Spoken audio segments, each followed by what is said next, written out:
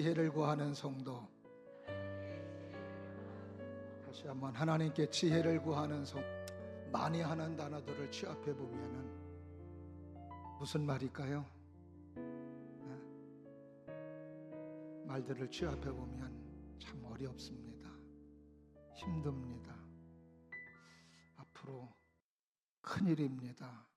걱정이 됩니다. 이런 일들을 이런 말들을 많이 하는 것 같아요.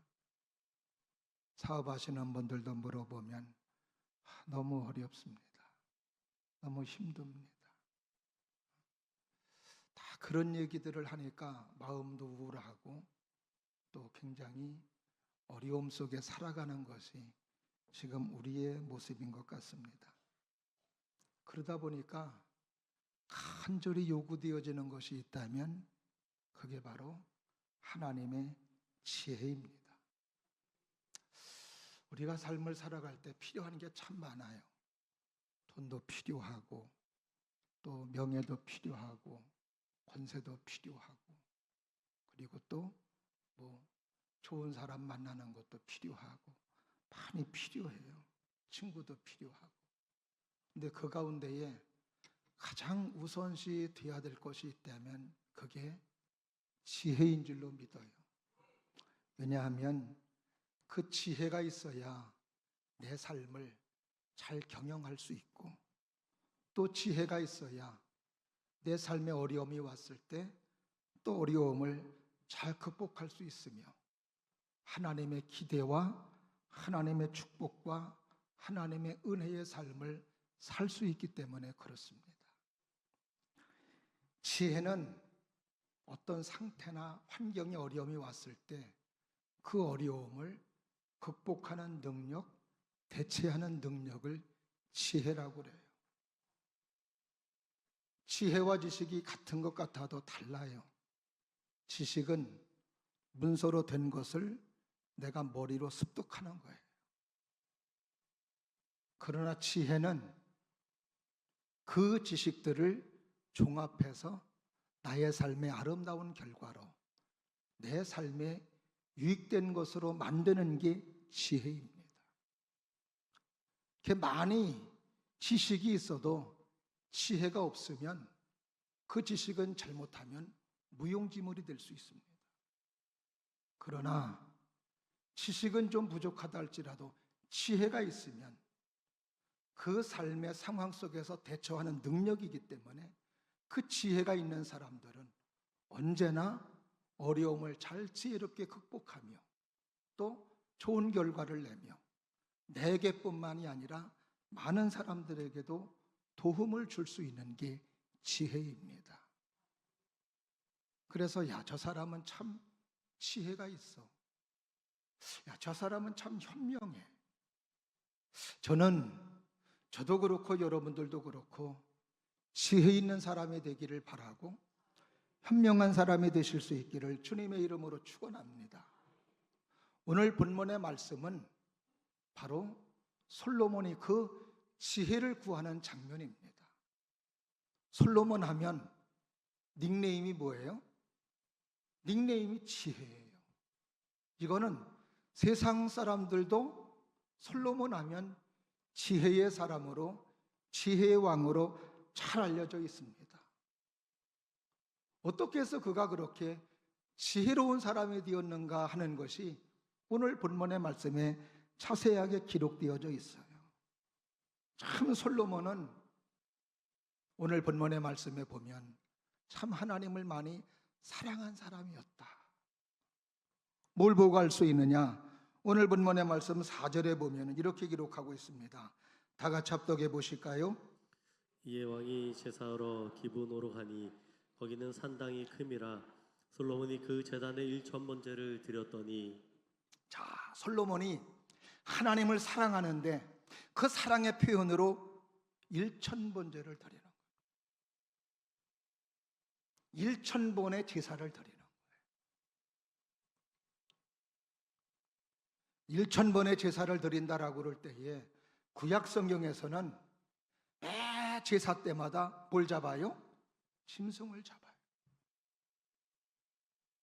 그러니 얼마나 번거롭고 얼마나 힘드냐 이 말이지. 그거를 1000번의 제사를 하나님 앞에 드리는 겁니다. 우리 성도님들 가운데도 1000번째 예물을 드리면서 하나님을 사랑하는 표현, 그리고 또 나의 삶의 간구를 1000번째를 드리면서 표현하고 있습니다. 참 귀한 마음이 아닐 수 없습니다. 그 1000번째를 드림으로 말미암아 놀라운 간증들이 많이 있고 하나님이 주신 복들도 많이 있어요. 근데 솔로몬이 드릴 1000번째 비교를 한다면은 엄청나게 차이가 나요. 그만큼 솔로몬이 드린 1000번째는 정말 힘들고 어려운 제사였으나 그래도 누구를 사랑함으로? 하나님을 사랑함으로 드린 제사였던 겁니다. 사랑함으로 하는 모든 행위는 아무리 힘들고 어려워도 힘든 줄 모른다? 힘든 줄 몰라요. 왜? 사랑하니까. 마치 자식을 위해서 힘든 일을 하는 부모가 힘든 줄 모르고 하는 것처럼 하나님을 사랑함으로 1000번째 드리는 솔로몬은 힘든 줄 모르고 하나님 앞에 귀한 번제를 드렸던 것. 너무 귀한 모습이고 아름다운 마음이 아닐 수 없습니다.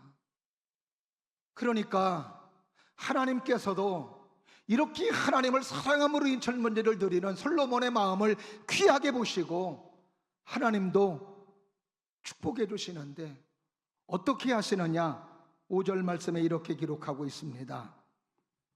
자, 시작. 기브온에서 밤에 여호와께서 솔로몬의 꿈에 나타나시니라. 하나님이 이르시되 내가 내게 무엇을 줄고 너는 구하라. 하나님을 사랑하는 솔로몬을 하나님도 사랑하는 거예요. 그래서 하나님께서 솔로몬에게 하시는 이야기가 너는 내게 무엇을 좀 구해라.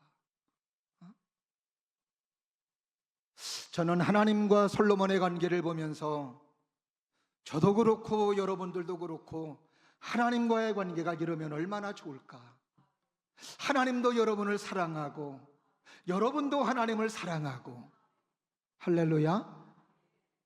그러면 얼마나 좋을까 하는 귀한 마음을 가져봐요.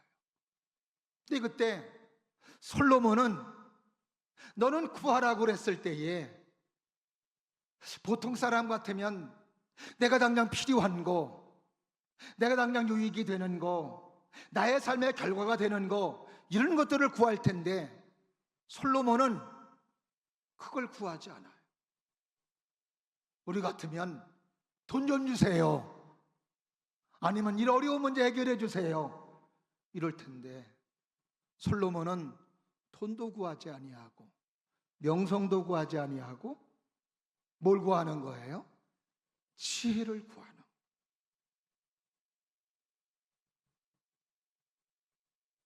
이것을 구하는 솔로몬의 구하는 모습을 보고 하나님이 너무 기뻐하셨던 겁니다.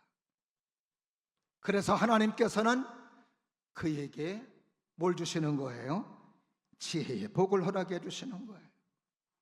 지혜의 왕으로 명성을 떨치고 지혜의 왕으로 통일왕국으로 백성들을 잘 치리하고 나라를 잘 다스려 나가는 사람, 그리고 더더욱 하나님께 영광이 되는 하나님의 성전을 잘 지어서 하나님께 봉헌하여 하나님을 기쁘시게 하고 하나님께 영광 돌린 사람이 솔로몬이었는데, 이런 아름다운 삶을 살게 된 원인이 뭐였다?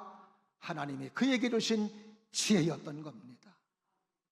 그 지혜로 말미암아 명성을 떨치고 하나님께는 영광이 되는 아름다운 삶의 실증이 되었던 것을 우리는 솔로몬의 모습을 통해서 잘 알 수 있습니다.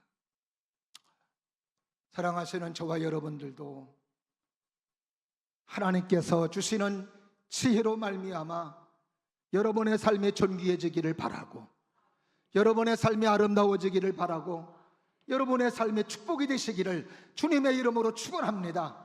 아무것도 아닌 것 같지만 이 지혜가 얼마나 중요한지 몰라요.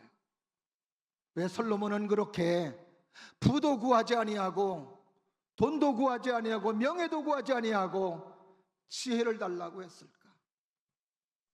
오늘 본문의 말씀 보니까 그 지혜를 구한 이유가 오늘 본문에 잘 나타나 있습니다. 첫 번째가 뭐냐? 따라 하십니다. 자신의 위치 때문이다. 성경은 하나님과 우리 인간을 분명히 구분해 놓고 있습니다.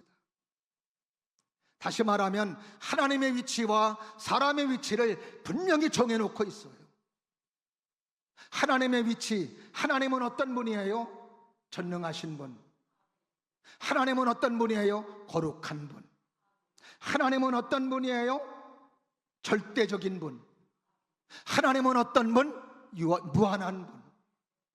그래서 하나님의 위치는 절대성, 거룩성, 전능성, 무한성입니다.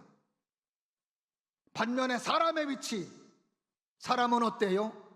사람은 부패성, 연약성, 부족성, 나약성, 가변성, 유한성, 이것을 성경은 분명히 말해주고 있습니다. 하나님의 위치와 사람의 위치. 그러니까 솔로몬은 하나님은 어떤 위치에 계신 분이고 나는 어떤 위치에 있다라고 하는 것을 알았던 거죠. 하나님은 하나님의 위치에서 이런 인간을 항상 불꽃 같은 눈으로 꿰뚫어 보시는 분.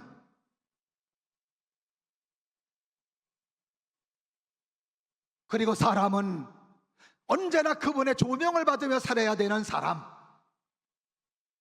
이것을 솔로몬은 알았던 거였습니다. 여기에서 나약하고 부족하고 연약한 사람들의 취해야 되는 자세, 태도는 뭘까요? 그거는 자기 부족입니다. 자기 부족을 느끼는 거예요. 내가 아무리 많이 배웠어도 나는 하나님 앞에 연약한 자, 나는 하나님 앞에 부족한 자, 나는 매 순간마다 하나님이 아니면 안 되는 사람, 하나님이 도와줘야 되고 하나님이 은혜를 베풀어 주셔야 되는 사람, 이 위치가 분명했던 거였습니다. 그래서 그는 하나님 앞에 지혜를 구했던 거였어요. 우리는 내가 하나님의 사람이 되고 구원받고 믿음의 사람이 되었어도 우리는 늘 연약한 거예요.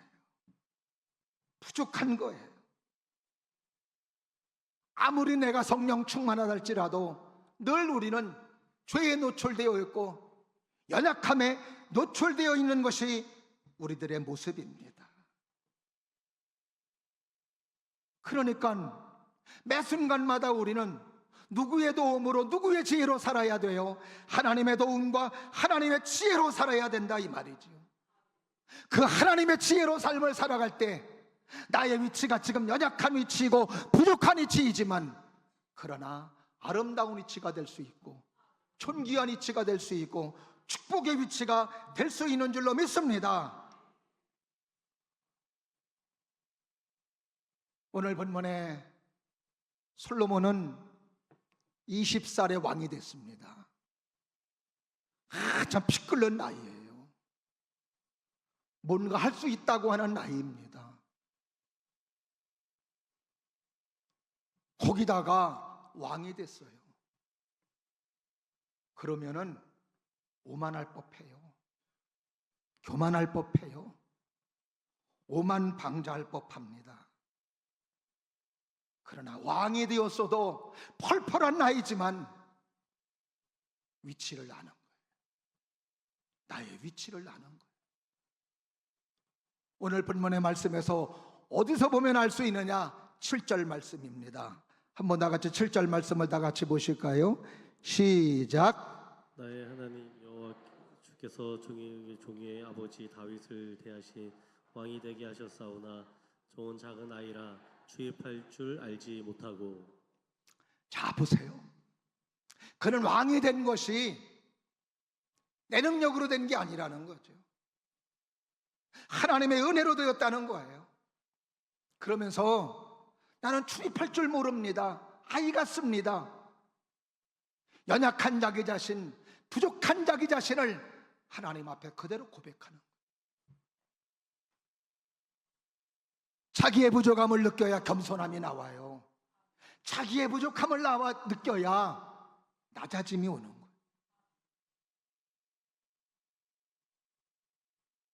하나님이 어떤 자와 함께 하시죠?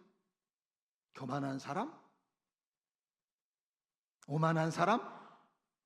이사야서 57장 15절에 보니까 누구와 함께 하는지 한번 다 같이 합독하십니다. 시작. 지극히 존귀하며 영원히 거하시며 거룩하다 이름하는 이가 이와 같이 말씀하시되 내가 높고 거룩한 곳에 있으며 또한 통회하고 마음이 겸손한 자와 함께 있나니 이는 겸손한 자의 영을 소생시키며 통회하는 자의 마음을 소생시키려 함이라. 아멘.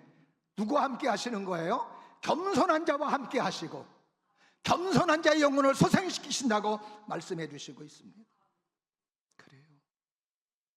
겸손한 사람, 오만하지 아니하고 낮아지는 사람, 이런 사람들을 하나님이 함께 하시는. 요즘에 우리 사회에서 보면 인간답지 않은 일들이 종종 벌어지고 있습니다. 부모가 자녀를 버리는 일, 자녀가 부모를 폭행하고 또 부모를 때리고 또 심지어 죽이는 일, 또 부모가 자녀를 죽이는 일, 남편이 아내를, 아내가 남편을 혀를 차는 일들이 종종 벌어지고 있어요. 다 그렇게 하는 것은 내가 너보다 낫다는 생각 속에서 갈등이 되고 이런 가운데 안 좋은 일들이 벌어지게 되는 걸 볼 수 있습니다. 왜 그래요? 위치를 모르기 때문에 그래요. 부모가 부모의 위치를 모르고 자녀가 자녀의 위치를 모르고 남편의 위치를 모르고 아내의 위치를 모르니까 부모는 다 잘합니까? 모르니까 자녀를 폭행하고 구박하고 또 그 중엔 자녀가 부모를 폭행해요. 자녀가 많이 배웠다고 부모가 무능하다고 사람이라는 존재의 위치를 모르니까 오만함이 나오고 무시하고 멸시하는 일이 벌어지는 거죠. 그러나 솔로몬은 그러지 않는 거예요. 내가 왕이 되었어도 피 끓는 나이임에도 불구하고 내가 모든 것을 할 수 있는 나이임에도 불구하고 솔로몬은 하나님 앞에서 언제나 연약한 자, 하나님의 도움과 하나님의 지혜가 없이는 안 되는 사람, 이런 걸 알았기 때문에 하나님 앞에 지혜를 구했던 겁니다. 이런 지혜를 구하니까 하나님은 솔로몬을 축복해 주시는데 어떻게 축복해 주시느냐? 잠언서 15장 33절에 보니까 이렇게 기록하고 있습니다. 시작. 여호와를 경외하는 것은 지혜의 훈계라 겸손은 존귀의 길잡이니라. 할렐루야. 겸손은 존귀의 길잡이니라. 하나님께서 이렇게 겸손하게 살아가는, 자신의 위치를 내고 늘 겸손하게 사는 솔로몬을 존귀하게 해주셨어요. 잠언서 3장 34절 말씀 다 같이 또 합독해 보십니다. 시작. 진실로 그는 거만한 자를 비웃으시며 겸손한 자에게 은혜를 베푸시나니. 은혜를 베풀어 주셨습니다. 또 잠언서 29장 23절 시작. 사람이 교만하면 낮아지게 되겠고 마음이 겸손하면 영예를 얻으리라. 할렐루야. 솔로몬이 겸손해지니까 하나님께서 명성을 주시고 명예를 주시고 주변에 많은 나라가 부러워하는 사람이 되며 에디오피아의 여왕이 그의 지혜를 배우려고 먼 길을 예물을 들고 와서 그에게 경배하고 그리고 배우는 모습을 노리는 성경을 통해 너무나도 잘 알 수 있습니다. 오늘 본문의 말씀 11절 12절 말씀에서도 하나님은 솔로몬에게 이런 복을 허락해 주시는 거예요. 다 같이 합독해 보십니다. 시작. 이에 하나님이 그에게 이르시되 내가 이것을 구하도다.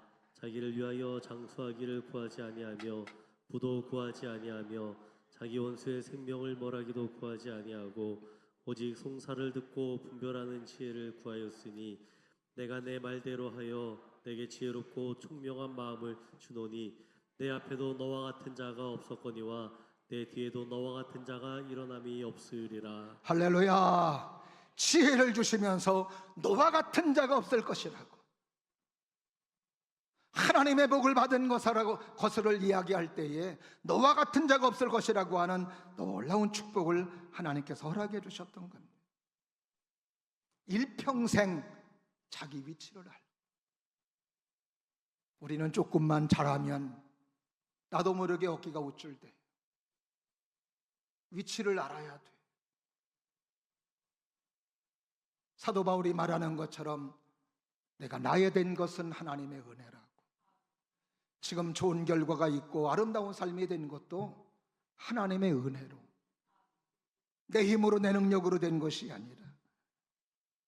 그래서 우리의 삶에 지혜를 구하는 사람이 될 때 그 순간순간마다 좋은 아버지, 좋은 어머니, 좋은 남편, 좋은 아내, 좋은 자식이 되는 줄로 믿습니다.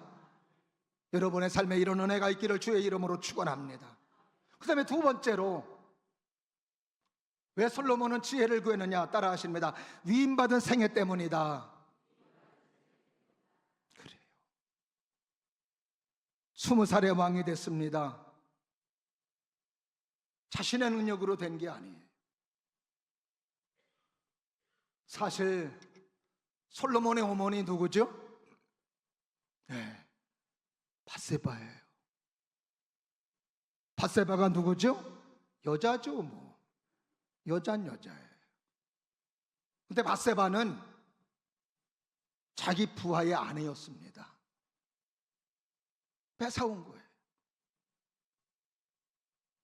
어떻게 보면 솔로몬의 어머니는 불륜녀이며, 그리고 솔로몬도 불륜의 자식이라고 볼 수 있는 사람이에요. 근데 그 사람이 왕이 된 거예요. 깜이 안 되는 사람이에요. 조금 전에 읽었듯이 우리 솔로몬은 하나님의 은혜로 된 사람이고 또 되었다고 고백하고 있습니다. 그렇다면 왜 하나님께서 이렇게 사람들에게 부끄러운 모습의 나를 이스라엘의 왕으로 세우셨을까? 거기에는 하나님의 목적이 있지 않겠나? 하나님의 원인이 있지 않겠나? 이것을 한마디로 말하면 뭐예요? 하나님께서 나에게 나의 삶을 위임해 주셨구나. 위임받은 삶이라는 것을 그는 깨닫게 되는 거예요. 그러면은 누구에게 보람이 돼야 돼요? 내 삶이 하나님으로부터 위임받았다면 하나님께 보람이 돼야 되고 하나님께 유익이 되는 삶이 되어야 되는 줄로 믿습니다. 그리고 오늘 본문의 말씀 6절 말씀에서도 이렇게 고백하는 거죠. 다 같이 합독해 보십니다. 시작. 솔로몬이 이르되 주의 종 내 아버지 다윗이 성실과 공의와 정직한 마음으로 주와 함께 주 앞에서 행함으로 주께서 그에게 큰 은혜를 베푸셨고 주께서 또 그를 위하여 이 큰 은혜를 항상 주사 오늘과 같이 그의 자리에 앉을 아들을 그에게 주셨나이다. 솔로몬이 말하는, 내 능력으로 된 게 아닙니다. 하나님의 은혜로 이 자리가 주어졌는데, 그렇다면 왜 감이 안 되는 나를 하나님이 왜 이 자리에 앉히셨을까? 그것은 하나님이 뭔가 이루실 목적이 있고 이루실 하나님의 뜻이 있기 때문에 그러는 거예요. 오늘도 예배드리는 저와 여러분들도 하나님의 비임받은 삶인 줄로 믿습니다. 이 땅에 태어날 때 하나님에 의해서 태어났다고 믿으시면 아멘. 우리는 하나님에 의해서 태어났어. 내가 더 살고 싶다고 그래서 더 사라지는 게 아닙니다. 하나님이 지금도 오라 하면 가야 되는 것이 우리의 삶이에요. 이걸 보면은 하나님이 우리의 삶을 위임해 주신 거예요.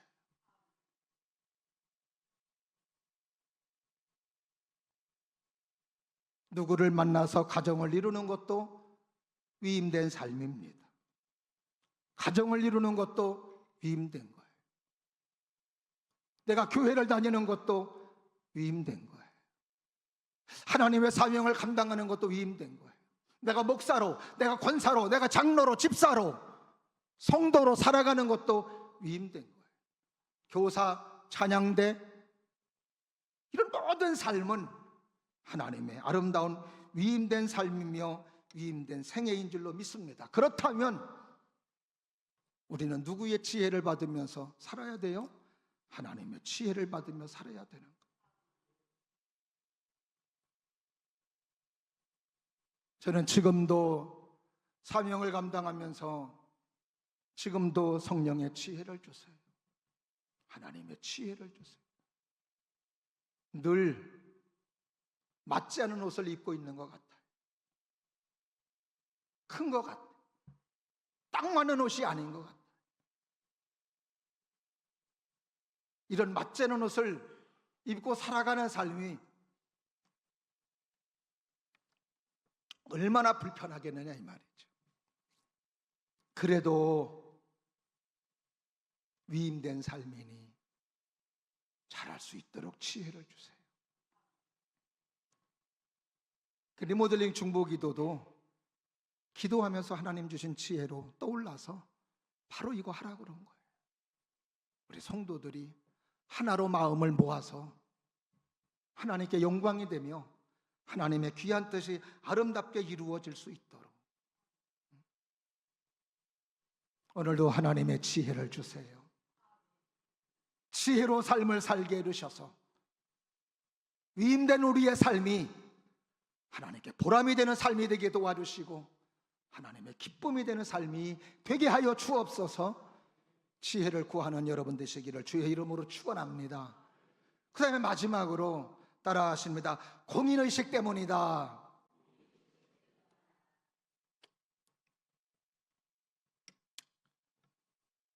하나님께서 우리를 만드셨습니다. 하나님이 만드실 때에는 분명한 목적이 있어요. 그 목적을 보니까 그건 뭐예요? 하나님을 영화롭게 해드리는 거고 하나님을 기쁘시게 하기 위해서 우리를 이 땅에 보내신 줄로 믿습니다. 그렇다면 우리가 하나님을 기쁘시게 하고 하나님께 이렇게 영광된 삶을 살기 위한 방법이 뭐냐? 다른 거 없어요. 늘 하나님을 의식하는 거예요. 늘 하나님을 바라보며 사는 거예요. 늘 하나님을 두려워하며 하나님의 말씀에 귀를 기울이며 하나님의 말씀에 순종하는 삶을 살아가는 그런 삶이 바로 하나님께 영광 돌리며 하나님을 기쁘시게 하는 삶이에요. 솔로몬은 전도서 12장 13절에서 사람의 본분을 이렇게 말하고 있습니다. 다 같이 시작. 하나님은 경외하고 그의 명령들을 지킬지어다.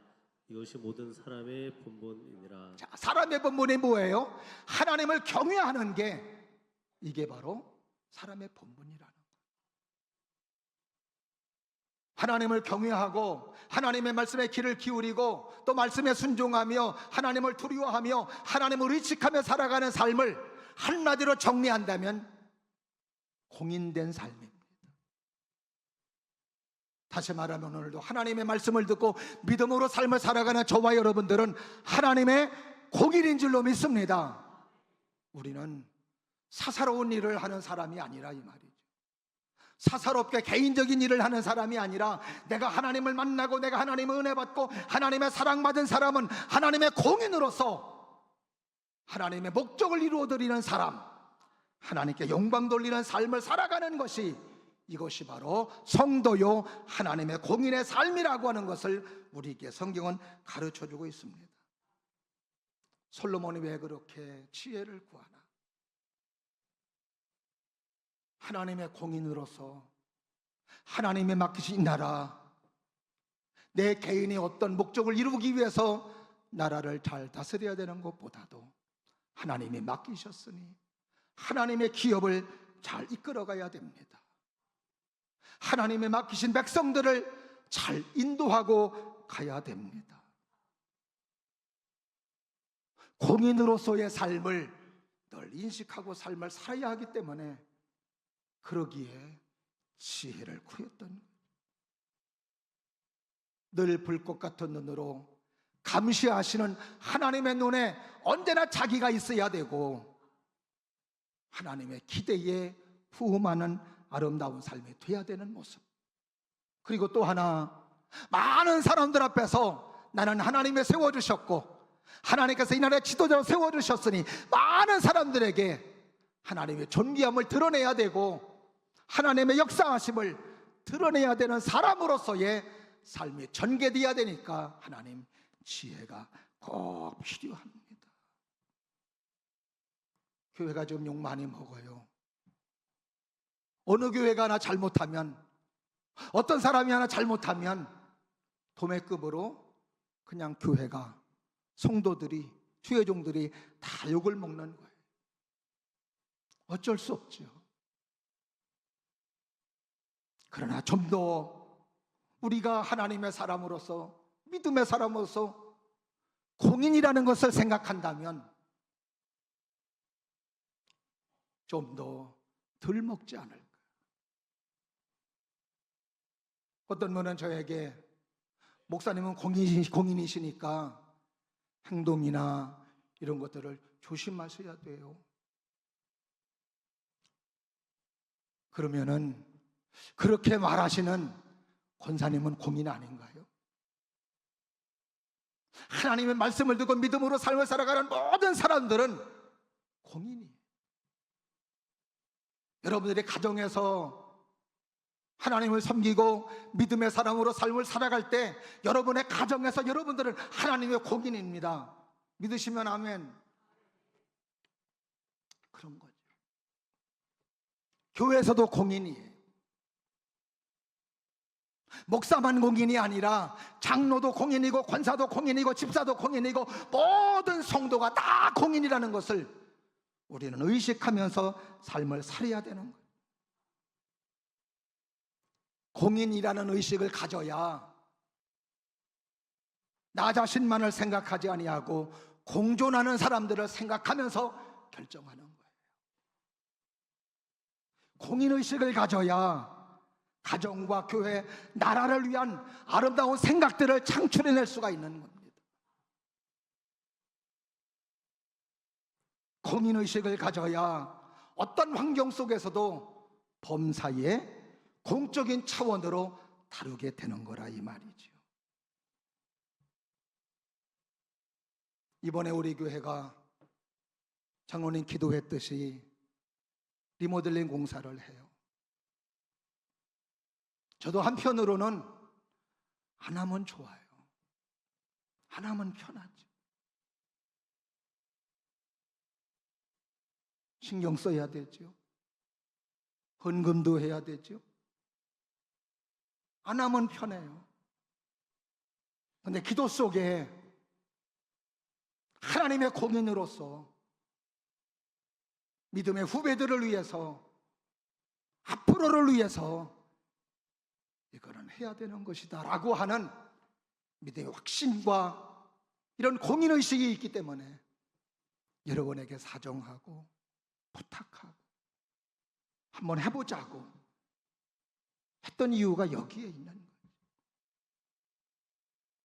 공인은 나 편하자고 나 하나만 생각하는 사람이 아니에요.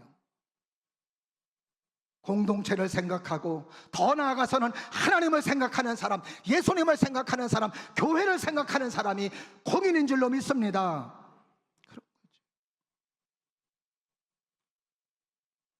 솔로몬이나 우리나 똑같아요. 사랑하시는 여러분들이 지혜를 구하셔서 여러분의 위치가 아름다워지기를 주님 이름으로 축원합니다. 여러분이 지혜를 구하셔서 위임받은 삶으로 하나님께 영광이 되고 하나님의 기쁨이 되시기를 주님 이름으로 축원합니다. 지혜를 구함으로 말미암아 여러분의 삶에 나타난 결과가 하나님께 유익이 되고 교회 유익이 되고 공존하는 사람들에게 유익이 될 수 있는 아름다운 삶의 모습이기를 주님의 이름으로 축원합니다. 그래서 지혜는 인생의 성공을 가져다주는 마스터키라고도 볼 수 있습니다. 매 순간마다 하나님이 지혜를 주시면 그 지혜가 쌓이고 삶의 결과가 쌓여서 큰 축복이 되고 큰 은혜가 되고 나의 삶에 아름다운 이력의 결과물이 되는 줄로 믿으시면 아멘. 그래서 솔로몬은 하나님께 구하는 거예요. 사랑하시는 여러분들도 여러분의 매 순간마다 하나님의 지혜를 구하세요. 지혜를 구하면 하나님이 주신대요. 야고보서 1장 5절에 너희 중에 누구든지 지혜가 부족하거든 모든 사람에게 후히 주시고 꾸짖지 아니하시는 하나님께 구하라 그리하면 주시리라. 아멘. 우리 다 같이 합독해 보십니다. 시작. 누구든지 지혜가 부족하거든 모든 사람에게 후히 주시고 꾸짖지 아니하시는 하나님께 구하라 그리하면 주시리라. 할렐루야. 매 순간마다 지혜를 구하심으로 여러분의 위치가 아름다운 위치가 되기를 바라고 여러분의 위임된 삶이 하나님 영광이 되는 삶이 되기를 바라고 또 여러분의 생애가 정말로 공인으로서 교회 유익이 되고 많은 사람들에게 더 나아가 하나님의 유익이 되는 아름다운 삶이 됨으로 말미암아 존귀하게 되어지는 은혜의 귀한 삶이 되시기를 주님 이름으로 축원합니다. 기도하겠습니다. 은혜가 풍성하신 하나님 아버지, 오늘도 저희들을 사랑으로 함께 해주셔서 믿음 가운데 세워주심을 참으로 감사합니다. 우리의 삶에 지혜가 얼마나 필요한지 다시 한번 깨닫사오니 오늘도 솔로몬이 구했던 지혜 우리도 구하게 도와주셔서 솔로몬이 받았던 지혜 우리도 받게 하여 주시옵소서. 매 순간마다 우리의 삶의 위치가 존귀한 위치가 되게 도와주시고 축복의 위치가 되게 도와주시고 하나님께 보람이 되며 우리의 삶도 보람이 되는 삶이 되게 도와주시고 그리고 우리의 삶이 많은 사람에게 하나님께 유익된 아름다운 삶이 되게 하여 주시옵소서. 예수님 이름으로 감사하며 기도드리옵나이다. 아멘.